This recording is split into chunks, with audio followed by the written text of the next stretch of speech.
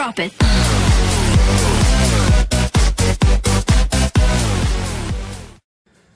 नमस्कार दोस्तों, स्वागत है आप सभी का आपके अपने चैनल पॉलिटिकल फिल्मी रायता में।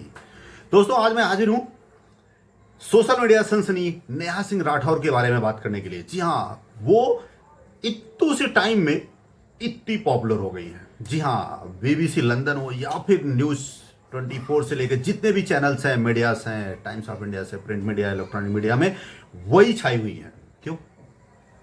वो बात करती हैं हमारी आपकी, जी हाँ, आम जनमानस की बात करती हैं। और सीधे सीधे लोग इस तरह से कनेक्ट हो रहे हैं कि वो आज कोई वो समाज सेविका नहीं है, लेकिन जी हाँ, किसी आम जनमानस के जो नेता होते हैं, जो उनकी बात होती है, जिसको रखना होता है, वो जिस तरीके से रखती हैं वो कमाल है। जी हाँ, तो वो बेरोजगारों के लिए थाली पीटने की बात कर रही हैं। जी हाँ, थाली पीटने की बात कर रही हैं। हालांकि ये हमारे आदरणीय प्रधानमंत्री मोदी जी कोरोना काल में थाली पिटवाए और दिया टार से जलवाए थे, तो बेरोजगारों ने भी अपनी थाली अपने स्टाइल में पीटी और उनसे रोजगार मांगे।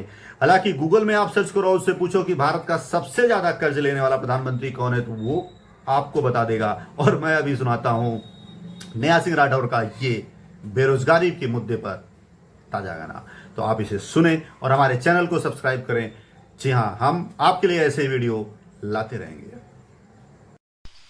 अरे सूट बूट आटाई लगा के, सूट बूट आटाई लगा के, बबरी टेवा तानी हालो हालो हालो दिल्ली सरकार, बिहार से बेरोजगार बोलतानी, यूपी से बेरोजगार बोलतानी।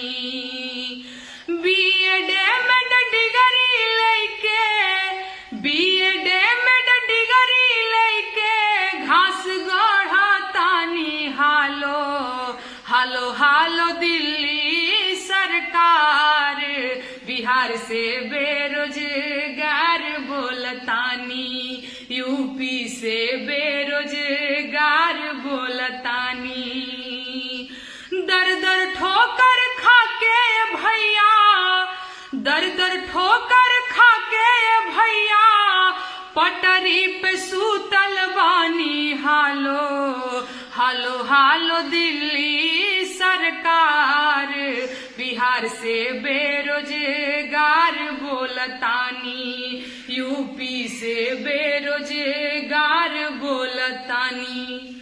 नवा लोग का कहत बड़े हो कि गर्मा गरम ताजा ताजा, गर्मा गरम ताजा ताजा, मूड फ्रेश हो जाला राजा, चाय बेचतानी हालो हालो हालो दिल्ली सरकार, बिहार से बेरोजगार बोलतानी, यूपी से बेरोजगार बोलतानी। बेरोजगारी का आलम है भैया, बेरोजगारी का आलम है भैया, थरिया पीटा तानी हालो हालो हालो दिल्ली सरकार, बिहार से बेरोजगार बोलतानी।